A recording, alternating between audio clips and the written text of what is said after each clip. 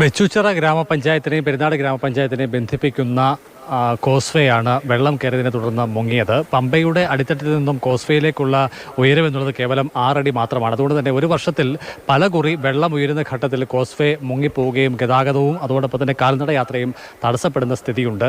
അതിന് പകരമായി നടപ്പാത എന്നുള്ള നിലയിൽ ഇരുമ്പ് പാലം നിർമ്മിക്കാൻ വേണ്ടി ഒരു പദ്ധതി ST ഫണ്ട് ഉപയോഗപ്പെടുത്തി പ്ലാൻ ചെയ്തിരുന്നു. 2,90,00,000 രൂപയായിരുന്നു ചെലവ് പ്രതീക്ഷിച്ചിരുന്നത്. പക്ഷേ ആ പദ്ധതി എവിടെയും എത്തിയില്ല. അതേസമയം നമുക്കിപ്പോൾ ദൃശ്യത്തിൽ കാണാൻ കഴിയുന്നത് മറുകര കടക്കുന്നതിനായി കാലങ്ങളായി ഇവിടെ ഉണ്ടായിരുന്ന ഒരു തൂക്കുപാലത്തിൻ്റെ ഭാഗങ്ങളാണ്. 2018 മഹാപ്രളയത്തിലാണ് തൂക്കുപാലം വെള്ളത്തിൽ ഒഴുകിപ്പോയി. അതിനുശേഷം പ്രദേശവാസികൾ പങ്കിട്ടെടുത്ത പണം കൊണ്ട് ഒരു പാലം നിർമ്മിക്കുക എന്നുള്ള ലക്ഷ്യത്തിലേക്ക് അടുത്തതാണ്.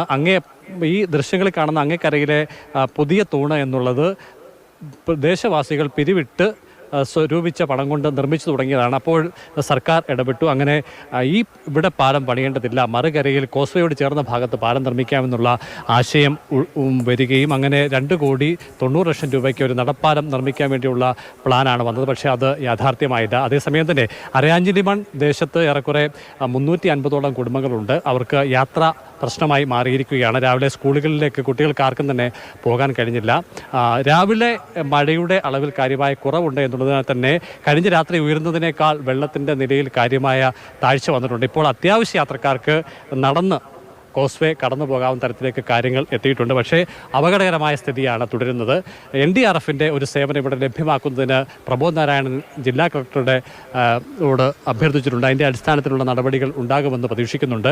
ആശുപത്രി ആവശ്യത്തിനും അതോടൊപ്പം തന്നെ മെഡിക്കൽ ഷോപ്പുമായി ബന്ധപ്പെട്ട അടക്കമുള്ള ആവശ്യങ്ങൾക്ക് വേഗത്തിൽ പരിഹാരം കാണുന്നതിനായ ക്രമീകരണം കൂടി ഉണ്ടാവേണ്ടതുണ്ട് എന്ന് അദ്ദേഹം ജില്ലാ ഭരണകൂടത്തിൻ്റെ അറിയിച്ചതിൻ്റെ അടിസ്ഥാനത്തിൽ തുടർ നടപടികൾ വേഗം ഉണ്ടാകും എന്നാണ് പ്രതീക്ഷിക്കപ്പെടുന്നത്. എന്തായാലും ഇന്ന് പകൽ ഏറെക്കുറെ 7 മണിക്കൂർ സമയം പിന്നിടുന്ന ഘട്ടത്തിൽ മഴയുടെ അളവിൽ കാര്യമായ കുറവ് ഉണ്ട് എന്നത് തന്നെയാണ് ആശ്വാസകരമായിട്ടുള്ളത്. കോസ്വേയിൽ അടക്കം വെള്ളം കയറിയ നിലയിൽ നിന്നും കാര്യമായ കുറവ് ഈ പകലിൽ സംഭവിച്ചിട്ടുണ്ട്. ശരി, പത്തനംതിട്ടയിലെ സ്ഥിതിയാണ്. അവിടെ ഏറ്റവും വലിയ പ്രതിസന്ധി ഉള്ള മേഖലയിൽ നിന്നാണ് അഭിലാൽ തത്സമയം വിവരങ്ങൾ നൽകിയത്.